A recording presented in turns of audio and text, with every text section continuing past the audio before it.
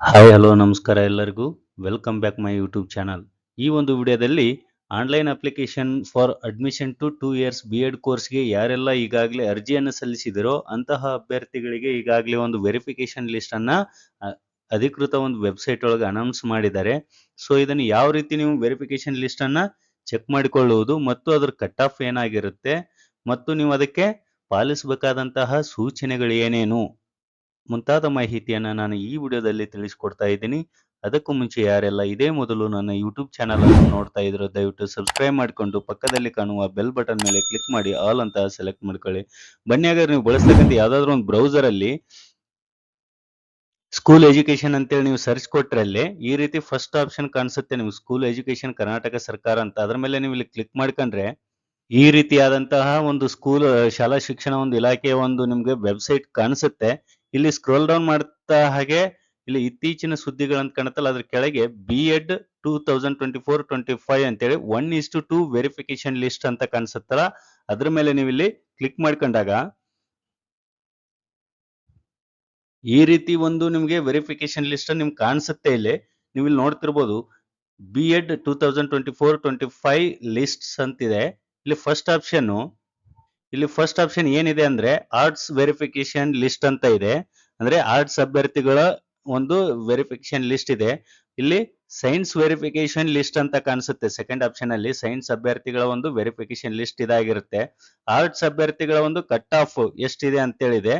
ಇಲ್ಲಿ ಆರ್ಟ್ಸ್ ಅಭ್ಯರ್ಥಿಗಳ ಒಂದು ಕಟ್ ಆಫ್ ಹೈದರಾಬಾದ್ ಕರ್ನಾಟಕ, ಕಲ್ಯಾಣ ಕರ್ನಾಟಕಕ್ಕೆ ಸಂಬಂಧಿಸಿದಂತಹ ಅಭ್ಯರ್ಥಿಗಳ ಒಂದು ಮಾಹಿತಿ ಇಲ್ಲಿ ನಿಮ್ಗೆ ಲಭ್ಯ ಆಗುತ್ತೆ ವೆರಿಫಿಕೇಶನ್ ಲಿಸ್ಟ್. ಅದೇ ರೀತಿಯಾಗಿ ಆರ್ಟ್ಸ್ ಗೆ ಸಂಬಂಧಿಸಿದಂತಹ ಸ್ಪೆಷಲ್ ಗ್ರೂಪ್ ಅಂದ್ರೆ PH ಆಗಿರ್ಬೋದು, PDP ಆಗಿರ್ಬೋದು, ಅಥವಾ ಕೆಲವೊಂದು ಆಪ್ಷನ್ಗಳು ನೀವೇನ್ ಚೂಸ್ ಮಾಡಿರ್ತಾರೋ ಅಂತ ಅಭ್ಯರ್ಥಿಗಳ ಒಂದು ಕಟ್ ಆಫ್ ಲಿಸ್ಟ್ ಇದೆ. ಯಾರ ಅರ್ಜಿಗಳು ರಿಜೆಕ್ಷನ್ ಆಗಿದಾವೆ ಅಂತವ್ರು ಕೂಡ ಇಲ್ಲಿ ಲಿಸ್ಟ್ ಅನ್ನು ನೀವು ನೋಡ್ಕೊಳ್ಬಹುದು. ಕೊನೆ ಆಪ್ಷನ್ ಏನಪ್ಪಾ ಅಂದ್ರೆ ಇಲ್ಲಿ ಇನ್ಸ್ಟ್ರಕ್ಷನ್ ಟು ಕ್ಯಾಂಡಿಡೇಟ್, ಅಂದ್ರೆ ವೆರಿಫಿಕೇಶನ್ ಲಿಸ್ಟ್ ಅಲ್ಲಿ ನೀವು ಇದ್ದಾಗ ನೀವು ಏನನ್ನ ಪಾಲಿಸಬೇಕಾಗತ್ತೆ ಅಂತಕ್ಕಂಥ ಮಾಹಿತಿ. ಸೊ ನಾವಿಲ್ಲಿ ಒಂದೊಂದಾಗಿ ನೋಡ್ತಾ ಹೋಗೋದಾದ್ರೆ ಇಲ್ಲಿ ಮೊದಲನೆಯದಾಗಿ ಆರ್ಟ್ಸ್ ವೆರಿಫಿಕೇಶನ್ ಲಿಸ್ಟ್ ಮೇಲೆ ನೀವು ಕ್ಲಿಕ್ ಮಾಡ್ಕೊಂಡಾಗ ಇಲ್ಲಿ ನಿಮ್ಗೆ ಕಾಣಿಸುತ್ತೆ ಈ ರೀತಿಯಾಗಿ. ಅಂದ್ರೆ ಟೋಟಲ್ ಆಗಿ ಇದು 1232 ಪೇಜಸ್ ಇದೆ.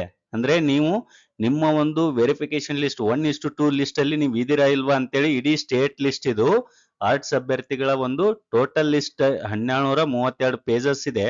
ಸೊ ನೀವೇನ್ ಮಾಡ್ಬೇಕಪ್ಪ ಅಂತಂದ್ರೆ ಇಲ್ಲಿ ನಿಮ್ಮ ಒಂದು ನಂಬರ್ ಹಾಕಿ, ಇಲ್ಲೇನ್ ಕಾಣಿಸ್ತಾ ಇದೆಯಲ್ಲ ನಂಬರ್ ಈ ಕಡೆಗೆ ರಿಜಿಸ್ಟ್ರೇಷನ್ ನಂಬರ್ ಅಂತ ಕಾಣಿಸುತ್ತಲ್ಲ ಆ ನಂಬರ್ ಹಾಕಿ ನೀವು ಇಲ್ಲಿ ಸರ್ಚ್ ಕೊಟ್ರೆ ನಿಮ್ದು 1:2 ಅಲ್ಲಿ ಇದೇನಾ ಇಲ್ವಾ ಅಂತ ಗೊತ್ತಾಗುತ್ತೆ. 1:2 ಅಲ್ಲಿ ಇದ್ರೆ ನೀವು ಅದನ್ನ ಮುಂದೆ ಏನ್ ಮಾಡ್ಬೇಕಂತ ನಾನು ಮುಂದಿನ ಇದರಲ್ಲಿ ಹೇಳ್ತೀನಿ. ಇದು ಆರ್ಟ್ಸ್ ಗೆ ಸಂಬಂಧಿಸಿದಂತಹ ಅಭ್ಯರ್ಥಿಗಳಿಗೆ ಇದಾಗಿದೆ.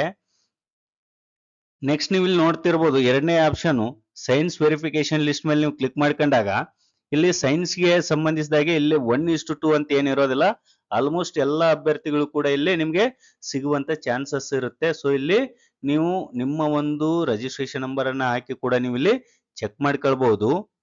ಅದೇ ರೀತಿಯಾಗಿ ನೀವು ಆರ್ಟ್ಸ್ ಅಭ್ಯರ್ಥಿಗಳ ಒಂದು ಕಟ್ ಆಫ್ ಇಲ್ಲಿ ನೀವು ನೋಡ್ತಾ ಹೋದ್ರೆ ಇಲ್ಲಿ GM ಅಭ್ಯರ್ಥಿಗಳ ಒಂದು ಅದರ್ಸ್ ಮೇಲ್ ಫಿಮೇಲ್ ಕಟ್ ಆಫ್ ಲಿಸ್ಟ್ ಏನಿದೆ ಮತ್ತು ಕನ್ನಡ ಮೀಡಿಯಂಗೆ ಸಂಬಂಧಿಸಿದಂತಹ ಮೇಲ್ ಫಿಮೇಲ್ ಅವರ ಒಂದು ಕಟ್ ಆಫ್ ಲಿಸ್ಟ್ ಏನಾಗಿದೆ, ಫಿಸಿಕಲಿ ಹ್ಯಾಂಡಿಕ್ಯಾಪ್ ಗೆ ಅವ್ರಿಗೆ ಏನು ಇದೆ, ಅದೇ ರೀತಿ ಕೆಟಗರಿ ವೈಸ್ ಇದೆ. ಇಲ್ಲಿ SC ST category 1 2A 2B 3B ಈ ರೀತಿಯಾಗಿ ನೀವು ನಿಮ್ಮ ಒಂದು ಯಾವ ಕೆಟಗರಿ ಬರುತ್ತೋ ಮತ್ತು ಇಲ್ಲಿ ಮೀಸಲಾತಿ ನಿಮ್ದು ಯಾವ್ದು ಮೀಸಲಾತಿ ಇಲ್ಲ ಅಂದ್ರೆ ಅದರ್ಸ್ ಅಲ್ಲಿ ಬರುತ್ತೆ.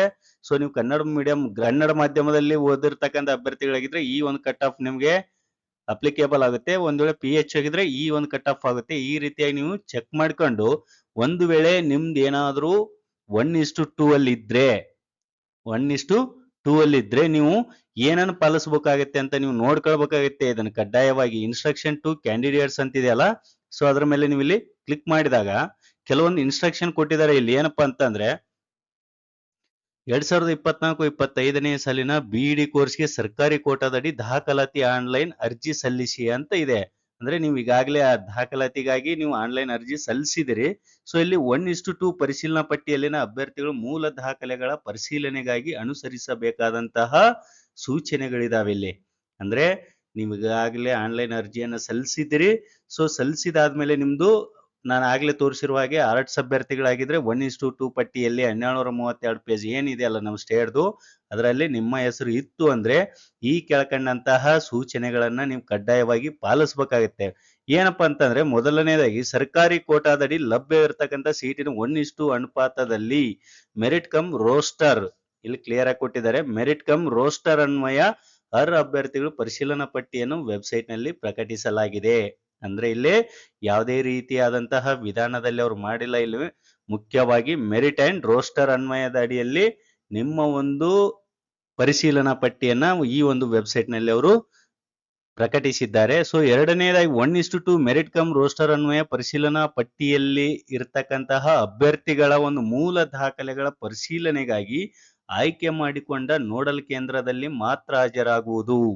ಸೊ ಇದು ನೀವು ನೋಡಲ್ ಕೇಂದ್ರ ಅಂತ ಸೆಲೆಕ್ಟ್ ಮಾಡಿರ್ತೀರಿ ಯಾವಾಗ ಅಂದ್ರೆ ಅರ್ಜಿ ಸಲ್ಲಿಸುವಾಗ, ಆನ್ಲೈನ್ ಅರ್ಜಿ ಸಲ್ಲಿಸುವಾಗ ನೀವು ನೋಡಲ್ ಕೇಂದ್ರ ಯಾವ್ದು ಸೆಲೆಕ್ಟ್ ಮಾಡಿರ್ತಾರೋ, ಯಾವ ಡಿಸ್ಟಿಕ್ ಅನ್ನು ಸೆಲೆಕ್ಟ್ ಮಾಡಿರ್ತಾರೋ ಅಂತಹ ಒಂದು ನೋಡಲ್ ಕೇಂದ್ರಕ್ಕೆ ಹೋಗಿ ನೀವು ಅಲ್ಲೇ ನಿಮ್ಮ ಮೂಲ ದಾಖಲೆಗಳನ್ನ ಅಂದ್ರೆ ಆನ್ಲೈನ್ ಅಲ್ಲಿ ನೀವು ಸೂಚಿಸಿರ್ತಕ್ಕಂತಹ ದಾಖಲೆಗಳನ್ನ ಅವುಗಳ ಮೂಲ ದಾಖಲೆಗಳನ್ನು ತೆಗೆದುಕೊಂಡಲ್ಲಿ ಹಾಜರಾಗಬೇಕಾಗತ್ತೆ. ಅದೇ ರೀತಿ ಮೂರನೇದಾಗಿ ಅಭ್ಯರ್ಥಿಗಳು ಪರಿಶೀಲನಾ ಪಟ್ಟಿಯಲ್ಲಿ ನಮೂದಿಸಿದ ದಿನಾಂಕ ಮತ್ತು ಪರಿಶೀಲನಾ ಕೇಂದ್ರ ನೋಡಲ್ ಕೇಂದ್ರದಲ್ಲಿ ಎಲ್ಲಾ ಪ್ರಮಾಣ ಪತ್ರ ಮೂಲ ದಾಖಲೆ ಪರಿಶೀಲನೆ ಕಡ್ಡಾಯವಾಗಿ ಹಾಜರಾಗಬೇಕು. ಇನ್ನು ನಾಲ್ಕನೇದಾಗಿ ಇಲ್ಲಿ ಎಲ್ಲಾ ಮೂಲ ದಾಖಲೆಗಳ ಒಂದು ಸೆಟ್ ಜೆರಾಕ್ಸ್ ಪ್ರತಿಗಳನ್ನು ಹಾಗೂ ಚೆಕ್ ಲಿಸ್ಟ್ ನ ಒಂದು 2 ಜೆರಾಕ್ಸ್ ಪ್ರತಿಗಳನ್ನು ತಮ್ಮೊಂದಿಗೆ ತೆಗೆದುಕೊಂಡು ಹೋಗುವುದು. ಈಗಾಗಲೇ ನಿಮ್ಗೆ ತಿಳಿದಿರುವ ಹಾಗೆ ನೀವು ಆನ್ಲೈನ್ ಅರ್ಜಿ ಸಲ್ಲಿಸಿರ್ತಕ್ಕಂತಹ ವೇಳೆಯಲ್ಲೇ ನೀವು ಇದನ್ನ ಮಾಡಿಕೊಂಡಿಟ್ಟಿರ್ಬೇಕಾಗಿರುತ್ತೆ. ಎಲ್ಲಾ ದಾಖಲೆಗಳನ್ನ ಒಂದು ಸೆಟ್ ಜೆರಾಕ್ಸು ಮತ್ತು ಅವುಗಳ ಮೂಲ ಪ್ರತಿಗಳು ಕೂಡ ನಿಮ್ಮ ಹತ್ರ ನೀವು ಪರಿಶೀಲನೆಯ ಸಂದರ್ಭದಲ್ಲಿ ತೆಗೆದುಕೊಂಡು ಹೋಗ್ಬೇಕಾಗತ್ತೆ. ನಂತರ ಆಯಾ ಮೀಸಲಾತಿ ಗುಂಪಿನಲ್ಲಿ ಪ್ರಕಟಿತ ಅಭ್ಯರ್ಥಿಗಳು ಅಂಕಕ್ಕಿಂತ ಹೆಚ್ಚುವರಿ ಅಂಕಗಳನ್ನು ಹೊಂದಿದಲ್ಲಿ ಅಂದ್ರೆ ಅವ್ರು ಏನ್ ಕಟ್ ಆಫ್ ಅಂಕಗಳನ್ನು ಕೊಟ್ಟಿರ್ತಾರೆ ಆ ಅಂಕಗಳಿಗಿಂತ ಹೆಚ್ಚು ನೀವು ಅಂಕಗಳನ್ನು ಪಡೆದಿದ್ರೆ ಅಂತಹ ಅಭ್ಯರ್ಥಿಗಳು ಕೂಡಲೇ CAC ಯನ್ನು ಸಂಪರ್ಕಿಸುವುದು. ನೀವು ಏನಾದರೂ ಕಟ್ ಆಫ್ ಅಂಕಗಳಿಗಿಂತನೂ ಹೆಚ್ಚಿನ ಅಂಕಗಳನ್ನು ಹೊಂದಿದ್ರೆ ನೀವು ಈ ಒಂದು ಕೆಳಗೆ ಕೊಟ್ಟಿರ್ತಕ್ಕಂತಹ ದೂರವಾಣಿ ಸಂಖ್ಯೆಗೆ ನೀವು ಸಂಪರ್ಕ ಮಾಡಬೇಕಾಗತ್ತೆ. ತಿರಸ್ಕೃತ ಪಟ್ಟಿಯಲ್ಲಿನ ಅಭ್ಯರ್ಥಿಗಳು ತಮ್ಮ ಆಕ್ಷೇಪಣೆಗಳಿದ್ದಲ್ಲಿ ಮೂಲ ದಾಖಲೆಗಳ ಪರಿಶೀಲನೆ ನಿಗದಿಪಡಿಸಿದ ದಿನಾಂಕದೊಳಗಾಗಿ ಅರ್ಜಿಯಲ್ಲಿ ಆಯ್ಕೆ ಮಾಡಿಕೊಂಡು ನೋಡಲ್ ಕೇಂದ್ರಕ್ಕೆ ಅರ್ಜಿ ಕೇಂದ್ರದಲ್ಲಿ ಸಲ್ಲಿಸುವುದು. ಒಂದು ವೇಳೆ ನಿಮ್ದೇನಾದ್ರೂ ಮಿಸ್ ಆಗಿ ಆ ಪಟ್ಟಿಯಲ್ಲಿ ಬಿಟ್ಟೋಗಿದ್ರೆ ಹೆಸರು, ಅಂತಹ ಅಭ್ಯರ್ಥಿಗಳು ಏನ್ ಮಾಡ್ಬೇಕು, ಈ ಒಂದು ಪರಿಶೀಲನಾ ಒಂದು ಪಟ್ಟಿ ಯಾವಾಗ ಅವರು ಮಾಡ್ತಾರಲ್ಲ ಅದಕ್ಕಿಂತ ಬಿಫೋರ್ ಆಗಿ ನೀವು ಆಯ್ಕೆ ಮಾಡಿಕೊಂಡಿರ್ತಕ್ಕಂತಹ ನೋಡಲ್ ಕೇಂದ್ರಕ್ಕೆ ಹೋಗಿ ನೀವು ಮೂಲ ದಾಖಲೆಗಳನ್ನು ತೆಗೆದುಕೊಂಡಲ್ಲಿ ಹೋದ್ರೆ ಅವರು ತಿದ್ದುಪಡಿಗಳನ್ನ ಮಾಡ್ತಕ್ಕಂಥ ಸಾಧ್ಯತೆಗಳು ಇರುತ್ತವೆ. ಸೊ ಹಾಗಾಗಿ ಯಾರ್ದಾದ್ರೂ ರಿಜೆಕ್ಟ್ ಆಗಿದ್ರೆ ನೀವು ಅದಕ್ಕೆ ಸಂಬಂಧಿಸಿದಂತಹ ದಾಖಲೆಗಳನ್ನ ತೆಗೆದುಕೊಂಡು ಹೋಗ್ಬೋದು. ನೆಕ್ಸ್ಟ್ ಮೂಲ ದಾಖಲೆಗಳ ಪರಿಶೀಲನೆಯ ನಂತರ ಮೊದಲ ಸುತ್ತಿನ ಆಯ್ಕೆ ಪಟ್ಟಿಯನ್ನ ಪ್ರಕಟಿಸಲಾಗುವುದು. ಅಂದ್ರೆ ಇಲ್ಲಿ ನೀವು ಒಂದ್ ರೌಂಡ್ ಅವ್ರು ಏನ್ ಮಾಡ್ತಾರೆ ಅಂದ್ರೆ ದಾಖಲೆಗಳನ್ನ ಪರಿಶೀಲಿಸಿದ ಮೇಲೆ ಮೊದಲ ರೌಂಡ್ ಆಯ್ಕೆ ಪಟ್ಟಿಯನ್ನು ಅವ್ರು ಏನ್ ಮಾಡ್ತಾರೆ ಪ್ರಕಟ ಮಾಡ್ತಾರೆ. ಅಂದ್ರೆ ಇದೇ ಕೊನೆಯದಲ್ಲ, ಮತ್ತೆ ಸೆಕೆಂಡ್ ರೌಂಡ್ ಕೂಡ ಬಿಡಬಹುದು. ಸೊ ಇಲ್ಲಿ ಮೊದಲ ಸುತ್ತಿನ ಆಯ್ಕೆ ಪಟ್ಟಿಯನ್ನು ಅವರು ಸಂಬಂಧಿಸಿದಂತ ವೆಬ್ಸೈಟ್ ನಲ್ಲಿ ಮತ್ತು ನೋಡಲ್ ಕೇಂದ್ರಗಳಲ್ಲಿ ಅದನ್ನ ಹಚ್ತಾರೆ. ಸೊ ಹೆಚ್ಚಿನ ಮಾಹಿತಿಗೆ ನಿಮ್ಗೆ ಇನ್ನೂ ಏನಾದ್ರು ಬೇಕಂದ್ರೆ ನೋಡಲ್ ಕೇಂದ್ರ ಅಥವಾ ಡೈರೆಕ್ಟ್ ನೀವು CT ಕೇಂದ್ರಗಳನ್ನ ಸೆಲೆಕ್ಟ್ ಮಾಡಿರ್ತೀರೋ ಅಲ್ಲಿ ನೀವು ಕಾಂಟ್ಯಾಕ್ಟ್ ಮಾಡಬಹುದು. ಸೊ ನೀವು ಈ ರೀತಿಯಾಗಿ ಯಾರೆಲ್ಲ ಅಭ್ಯರ್ಥಿಗಳು 1:2 ಒಂದು ಅನುಪಾತದಲ್ಲಿ ಬರ್ತಿರೋ ಅಂತ ಅಭ್ಯರ್ಥಿಗಳು ಎಲ್ಲ ದಾಖಲೆಗಳನ್ನ ಸರಿಯಾಗಿ ಒಂದು ಸೆಟ್ ಮಾಡಿಕೊಂಡು ಪ್ರಕಟಪಡಿಸಿರ್ತಕ್ಕಂತಹ ದಿನಾಂಕದಂದು ನೀವು ಪರಿಶೀಲನಾ ಒಂದು ಕೇಂದ್ರಕ್ಕೆ ಹಾಜರಾಗಬೇಕಾಗತ್ತೆ. ಸೊ ಇದಾಗಿತ್ತು ಸ್ನೇಹಿತರೆ ಇವತ್ತಿನ ವಿಡಿಯೋದಲ್ಲಿ. ಈ ವಿಡಿಯೋ ಒಂದು ವೇಳೆ ಇಷ್ಟ ಆಗಿದ್ರೆ ದಯವಿಟ್ಟು ಲೈಕ್ ಮಾಡಿ, ಶೇರ್ ಮಾಡಿ, ಹಾಗೆ ಸಬ್ಸ್ಕ್ರೈಬ್ ಮಾಡಿ ಅಂತ ಹೇಳ್ತಾ ಎಲ್ಲರಿಗೂ ವಂದನೆಗಳು.